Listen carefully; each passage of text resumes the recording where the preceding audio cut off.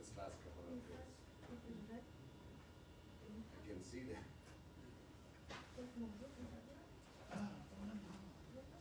You're getting an opportunity today, I can tell. You're getting it, I know. I can smell in this room when I come, I can smell who's getting chance and who's not. Today my Turkish friend is on the way. Which Turkish? Keep Good.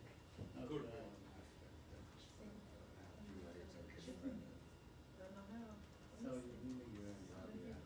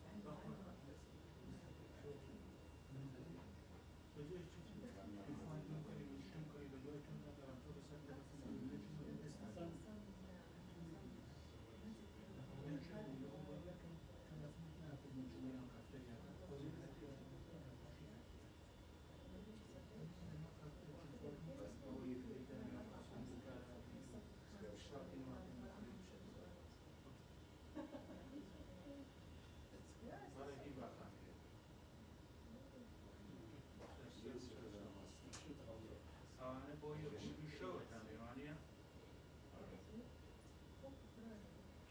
Guarda, fammi vedere.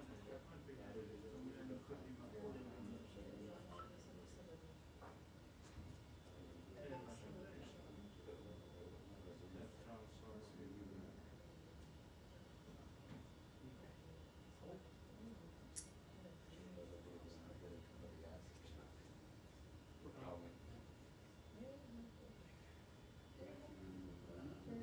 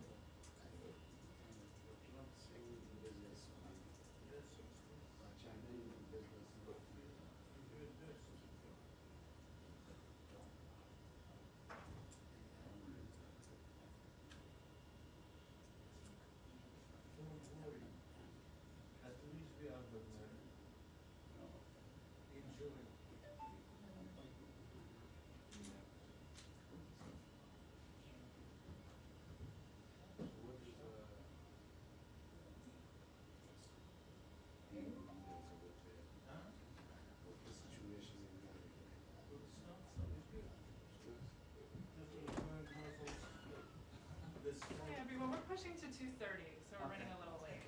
Okay.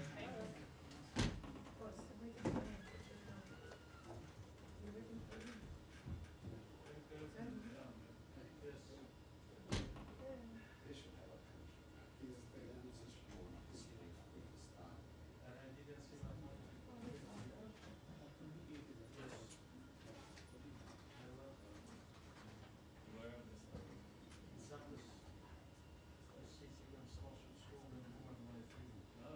Where you send them to Pakistan? You come from Pakistan and meet you there. Or Poland. Anywhere. You have two options. Easy option. Whichever better ticket. Huh? Until you become a country. That's what I'm saying.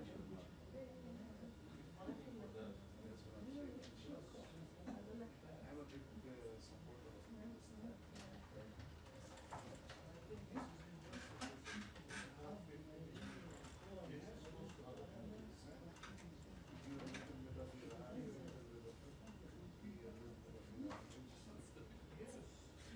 Small countries.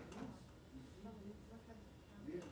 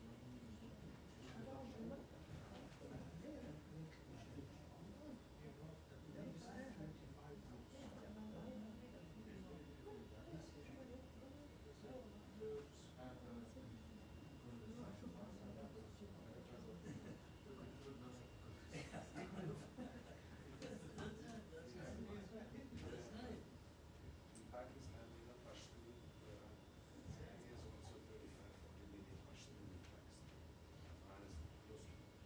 Afghanistan, close to. Exactly. They are also thinking about making Pashtunistan.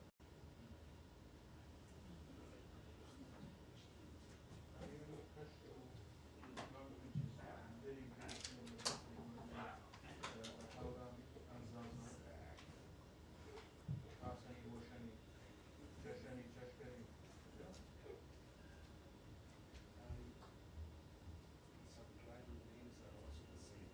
You know Indian tribal names? Same.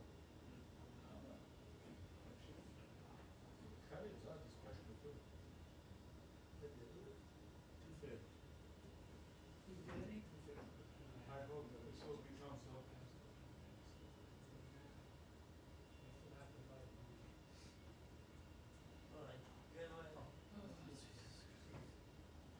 If you want, I can give you a right side. Major service.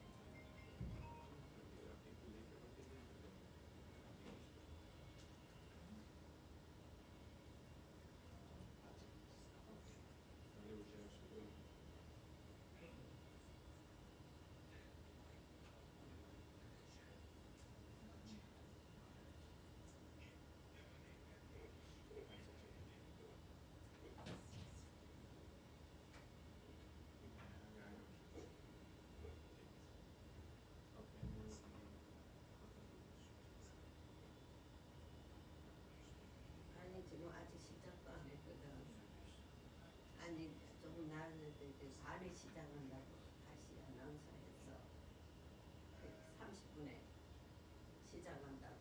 그러니까는 40분 시작하면 뭐 또 30분만 걸리면 3시면 끝나겠지 뭐. 그치? 근데 3시 넘을 수도 있어요. 왜냐면은 그렇지. 그러니까 그 와가 있든지 해요. 오케이.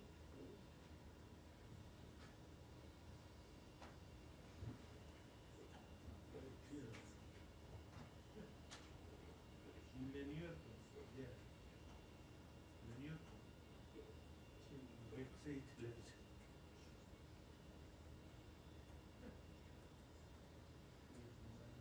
الصحة الدعائية الوebsite.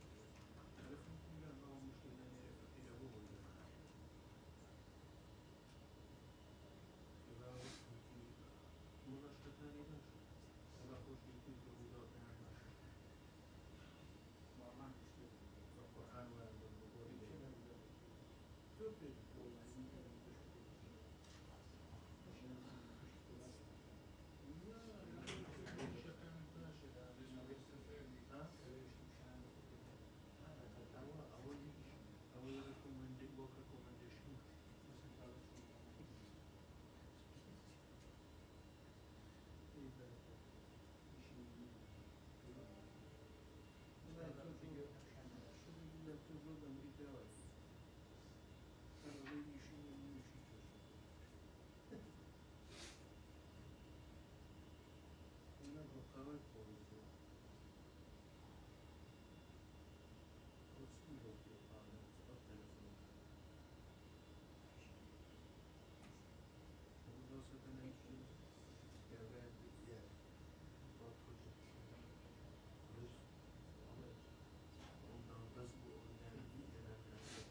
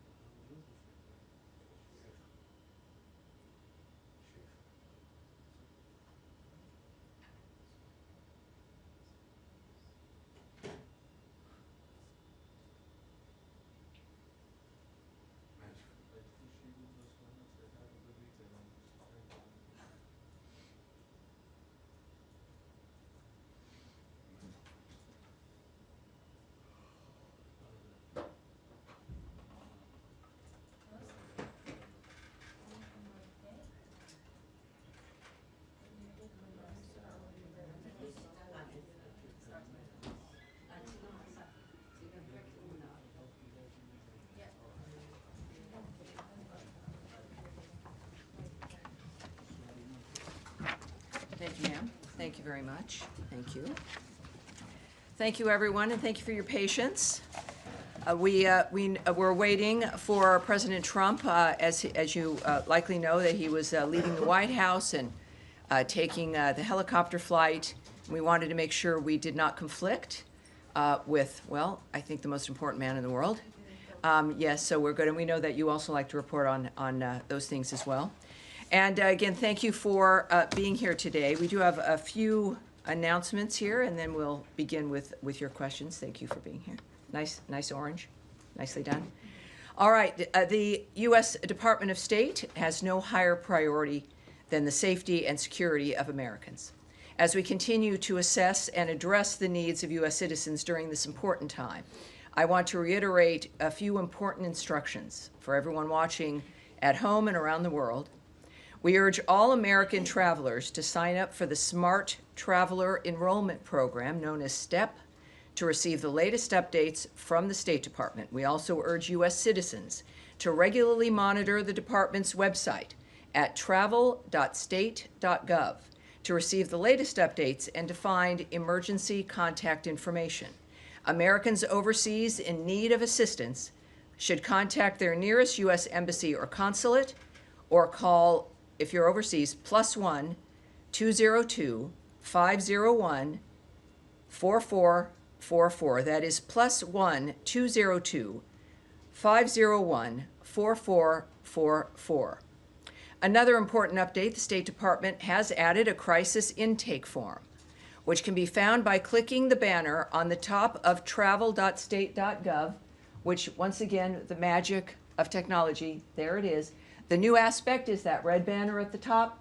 Click on Israel and Iran departure info for U.S. citizens and follow the instructions for more information. U.S. citizens in Israel and the West Bank who would like to receive information on departure assistance should fill out the form that this website will take you to. This crisis intake form will also allow U.S. citizens in Iran to register their information. We do not anticipate offering direct U.S. government-assisted departure from Iran. Americans seeking departure should take advantage of existing means to leave.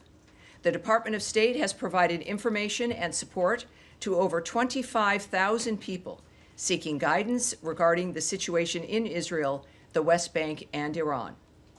And on Iran, I want to reiterate the statement from President Trump, delivered by my colleague Caroline yesterday. Quote, "Based on the fact that there is a substantial chance of negotiations that may or may not take place in the near future, I will make my decision of whether or not to go within the next 2 weeks." And now, with so much happening, there has been some news this week you may not have seen. After 3 days of talks, technical teams from the Democratic Republic of the Congo and the Republic of Rwanda initialed the text of a peace agreement on Wednesday. Next Friday, June 27th, Secretary of State Marco Rubio will witness the ministerial signing of that peace agreement right here at the Department of State, led by the foreign ministers of Rwanda and the Democratic Republic of the Congo. This is a milestone achievement and a significant step toward peace in that region, and we remind our friends and partners that with implementation of the agreement, the economic investment and development we all want to see will finally be possible. We look forward to more on this next Friday. Also, I would like to join the many Americans in New Jersey welcoming home Idan Alexander. Held hostage by Hamas, his release is a reminder of our commitment to Americans wherever they may be in the world. The scenes of people lining the streets were truly heartwarming, and America is stronger with one of our sons finally home. And lastly, we are having this briefing on Friday because we were not here yesterday because it was the holiday Juneteenth.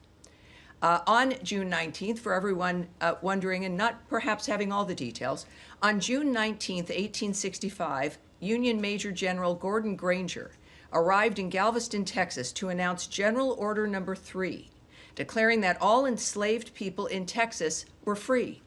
More than 2 years after President Abraham Lincoln's Emancipation Proclamation had officially ended slavery in Confederated States. in Confederate states, I should say.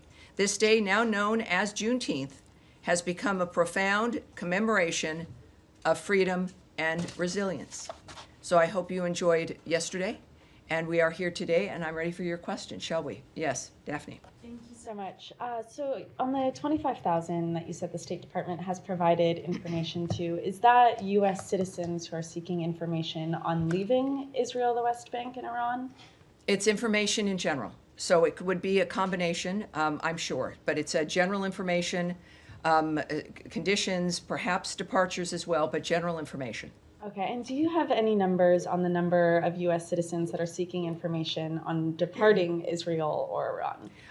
Those are not numbers that I will share at this time. Just as a reminder as well, while today is a bit different than the feeling of Tuesday, we are still in a dynamic where there are still hostilities, where there are still people in bunkers, where there is still a danger. Clearly, we've heard the statement from President Trump about his posture at this point. So we're still going to be careful for national security reasons, obviously, when it comes to what we can answer. So that's a number that I won't be able to give you today. Okay. All right. All right. And we will not, we'll do one more, but then we will continue on here. Yes, go ahead. Thank you. Just on Ambassador Huckabee's tweet, he said that the U.S. is working to get military, commercial, charter flights, and cruise ships for evacuation. Have any of those organized by the State Department evacuated American citizens yet? And if not, when is that expected? Again, I won't give details from this podium, but we know that at each embassy, they are posting actions that they're taking. We know that the Israeli embassy is doing that. So you could go to either travel.state.gov and get to the Israeli embassy, or go there directly, and you will see their statements. And I would urge you to do that directly when it comes to what the Israeli embassy is doing and what they've accomplished. Yes, sir. Thank you. Florida Governor Ron DeSantis chartered flights apparently for Americans in Israel seeking to leave and successfully got, I believe it's 1,500 out. I was wondering if those charter flights were coordinated with the State Department in any way, or was this done on some tangent? Well, I think that there's, and we know that there, of course, are some independent efforts to get American citizens out of those areas, and when we suggest that people take advantage of existing means, we would include, of course, the nature of other opportunities to leave, independent efforts, independent groups managing those dynamics. As far as the DeSantis effort, I would suggest you call the state of Florida, call his office, and I'm sure that they'll get you more information. All right, Nadia. Thank you, Tammy. Since the president said there is substantial opportunity for negotiation and has given it 2 weeks, why not send in a U.S. representative to join the Europeans with the Iranians in Geneva today?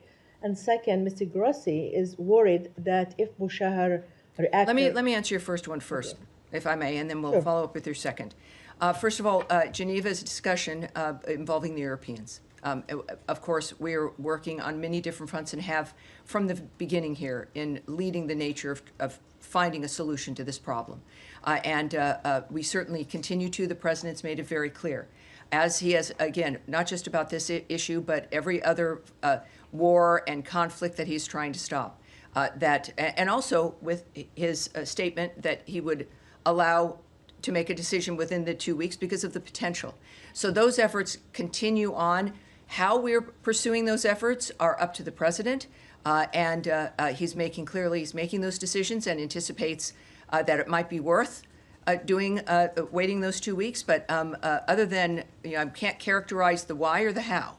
But I think it's important. One thing I think of the many that Americans have learned about President Trump is to believe what he says, to know that he'll deliver, and to not second guess the nature of the choices he's making.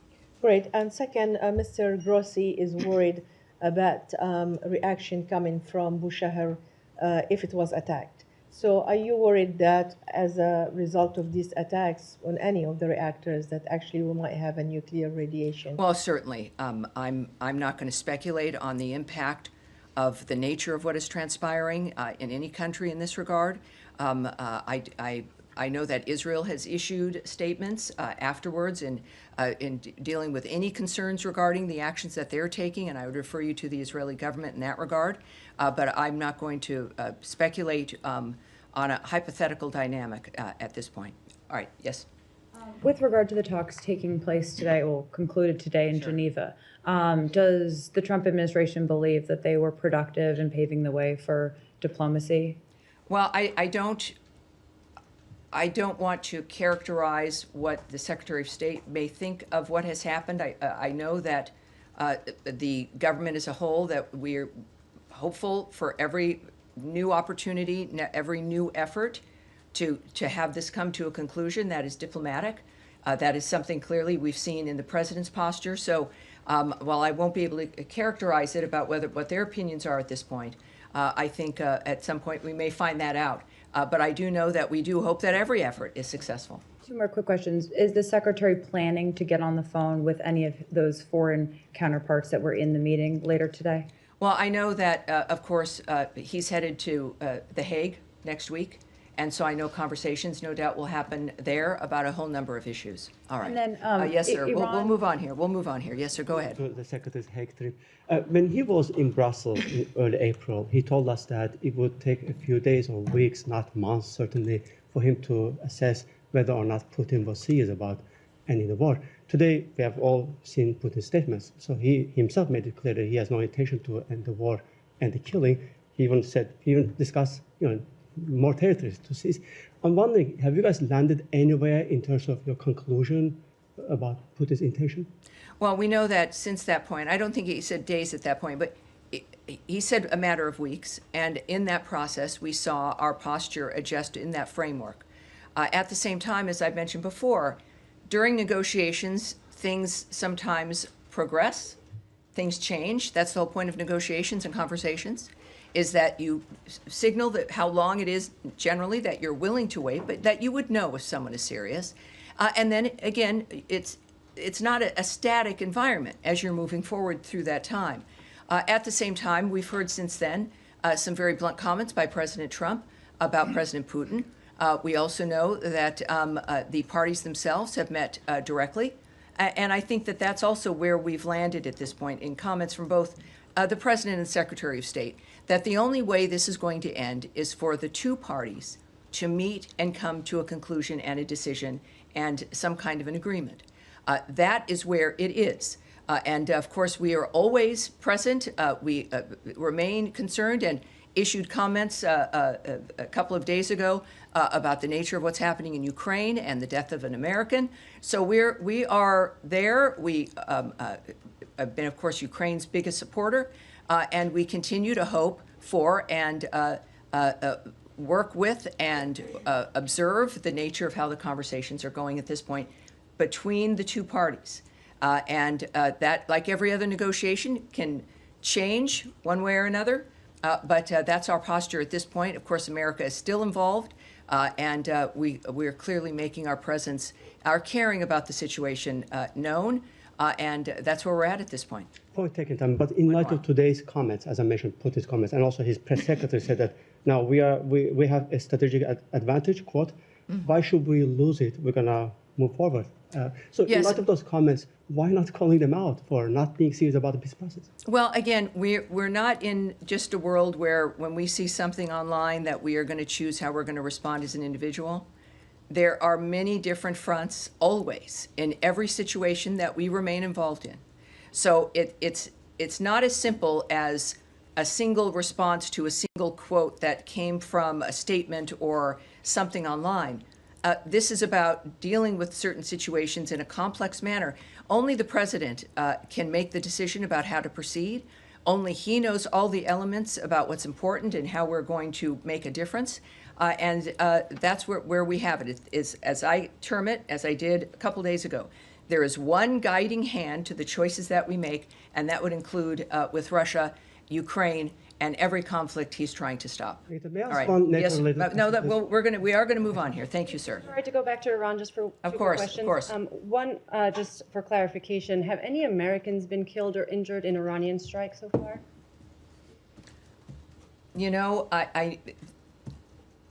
I don't think so. Is that, do we have numbers, or is that something that we've been able to, let's take that back and see where things stand at this point. I do know that the reports that I've seen are that there have been no American injuries or injuries of staff at embassies and consulates. But let's take that back.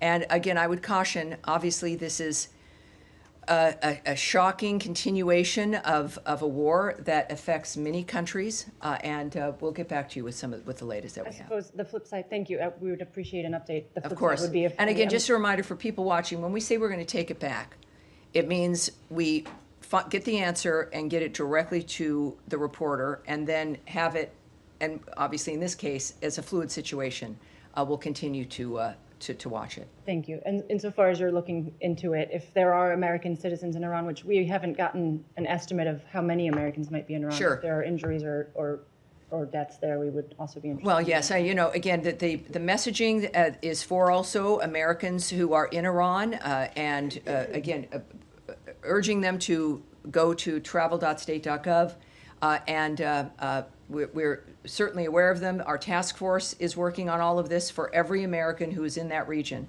which provides a different dynamic for some, whether it is, of course, Israel, Iraq or Iran, et cetera. Wherever they may be in the Middle East, we're there for them.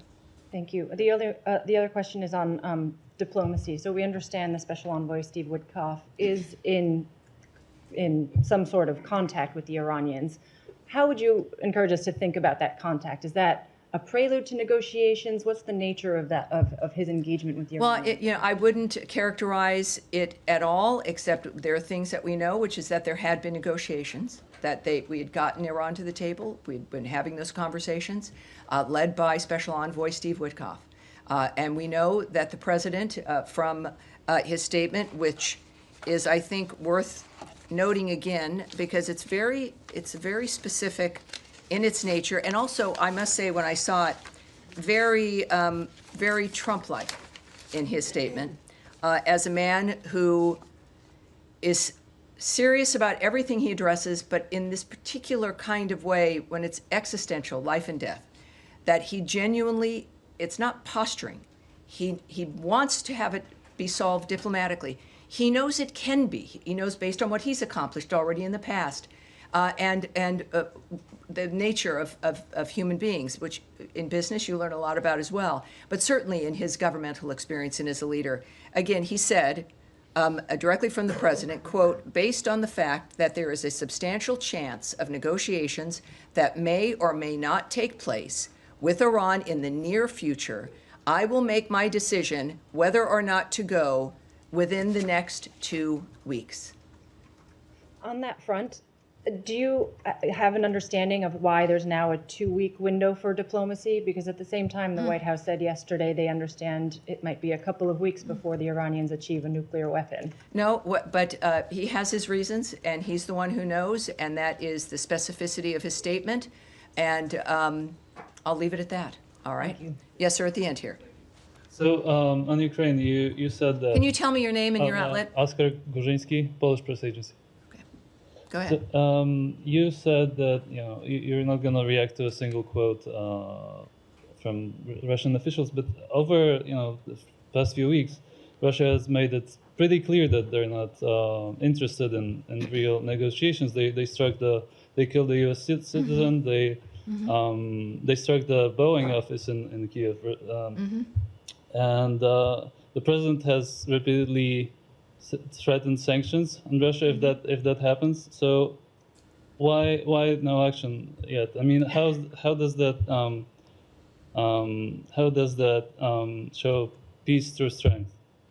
Well, this is one of the reasons why we don't have negotiations in the press, debates between people reading things on the news, quotes in newspapers or made in a moment or on a website, that there are much more complex things that are happening. Other conversations, the culmination of multiple other negotiations with Iran is an example in one case, summits and negotiations with Russia and Ukraine, the parties themselves meeting.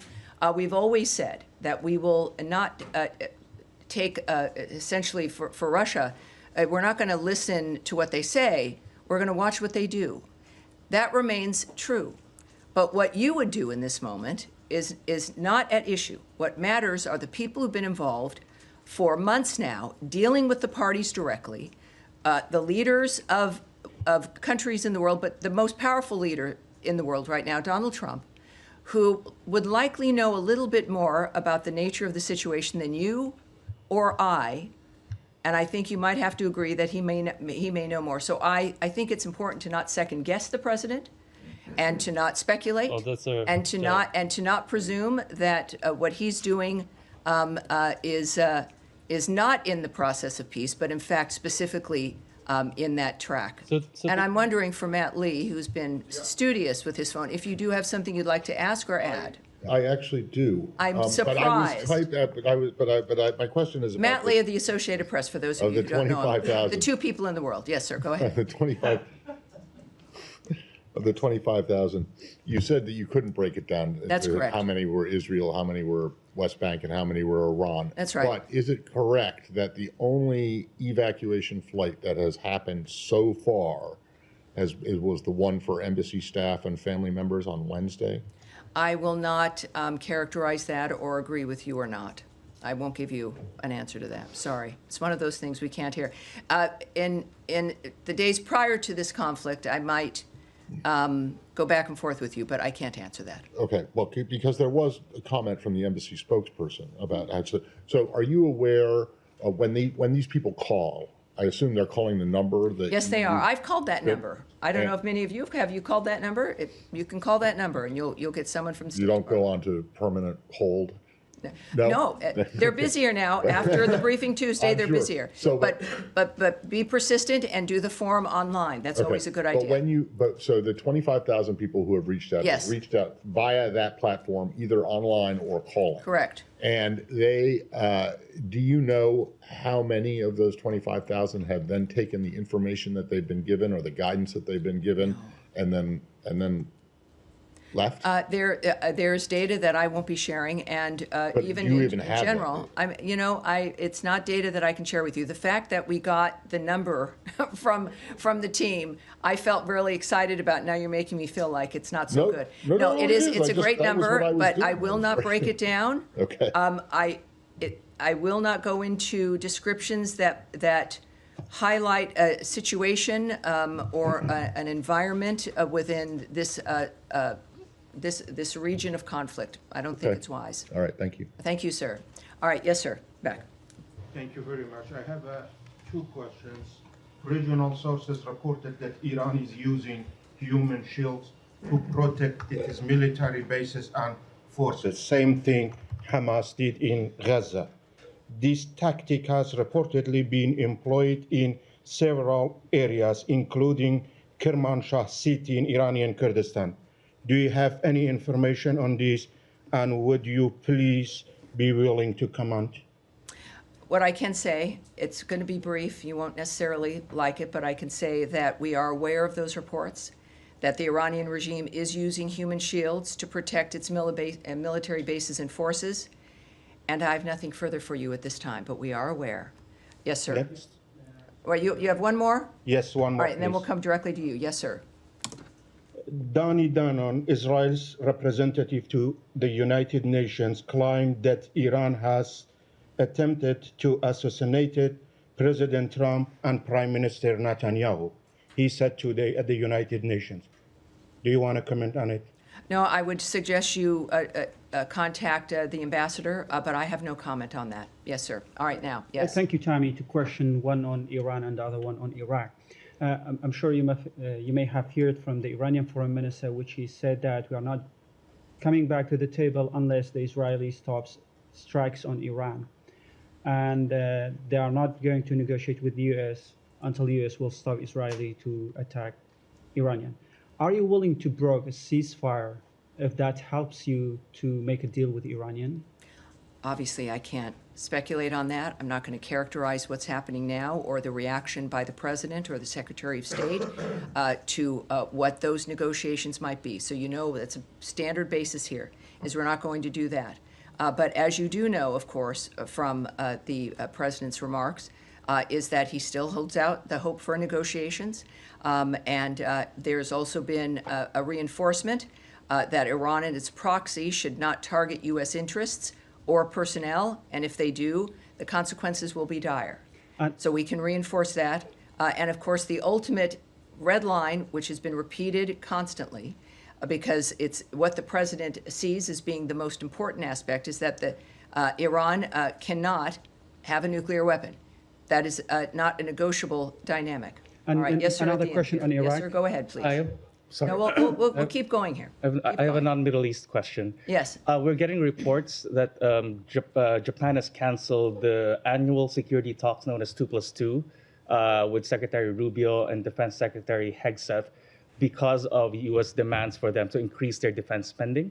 Do you have any comment on this? And has Tokyo communicated with No, I have Washington? no comment on that at this point. Thank you. Yes, ma'am? Thank you, Tammy. Two questions, one on China and about the Iran and Israel war. It was reported that the Chinese cargo plane was headed to Iran. Has there been any detection of Chinese actions or cooperation to support Iran? Thank you. Let's take that back, shall we? Get back to her with an answer on that. What is your next one, please? One more question, please. Iran's nuclear weapons are threatening the entire world.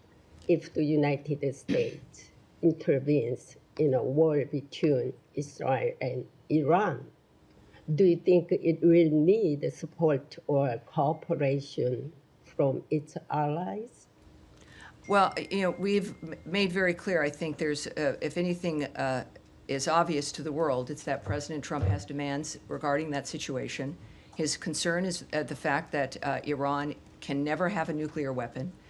We know, of course, since October 7th, Israel remains in the posture of defending itself and the existential threat that is posed in that region by Iran. Our efforts clearly reflect the president's commitment to diplomacy first, to diplomacy being the thing that he believes will and can succeed, but he's also a pragmatic man. And this is why it's probably the most transparent leader globally right now, is making it clear publicly about his positions and when he would be willing to be making decisions about that. But we are always working with our allies and our partners. It's clear, and that will be also evident when the President and Secretary of State go to The Hague for the NATO meeting next week. All right, now go ahead in the back. Yes, sir. Thank you so much, Tammy, on Bangladesh. Given UN Human Rights Commission Chief Volker Turk concern over the banning of political parties in Bangladesh, also Human Rights Watch has accused the UNIS-led interim government for arbitrarily targeting Awami League supporters. Does the U.S. consider this violation of democratic principle and condemn these actions? Obviously, when it comes to let's say, a White House reaction to what is occurring in another country, I would suggest you contact the White House. But for when it comes to Secretary of State and the State Department, let's take that back, and we'll get an answer for you in that regard. But what I can tell you about Bangladesh is that Deputy Secretary Landau met with Bangladesh National Security Advisor Rahman yesterday, I should say Wednesday, and discussed the interim government's efforts ahead of the national elections. They discussed the U.S.-Bangladesh relationship, including expanding trade and commercial ties. The United States is committed to working with Bangladesh to promote peace and stability in the region. And I have a second short question on All right. same. What is the State Department response to the alleged fabricated charges against Prime Minister Sheikh Hasina, the rise of mob killing and violence, and the imprisonment of individuals like 100 journalists without trial under this interim government? Will you condemn this and ask them to free them? We will take that back, and I'll get you an answer as soon as we can get one for you. Yes, sir, in the middle here. Thank you so much. Thank you, Tammy. The Turkish President Erdogan hosted the Armenian Prime Minister and his delegation in Istanbul today, and he mentioned that they talked regional issues, including the stability and peace in the Caucasian region and the problems or the issues between Turkey and Armenia. How do you follow these meetings? Well, I've not spoken to the Secretary specifically about that particular instance, but I'm sure we will be able to get to you his opinion and the nature of how he's reacting. I would also suggest the White House as well for you for more information in that regard. But if we can take that back. And with that, that is going to be it for me today. It is, again, Friday. My thanks to you for coming up on a day that is not our normal briefing day, and I appreciate it. Have a lovely day, and we will see you next week. Tuesday and Thursday is where is it? Is security here or is security not here? Let's get this going because this has gotten a little old and inappropriate. Thank you, everyone. Appreciate it. Thank you. Thank you.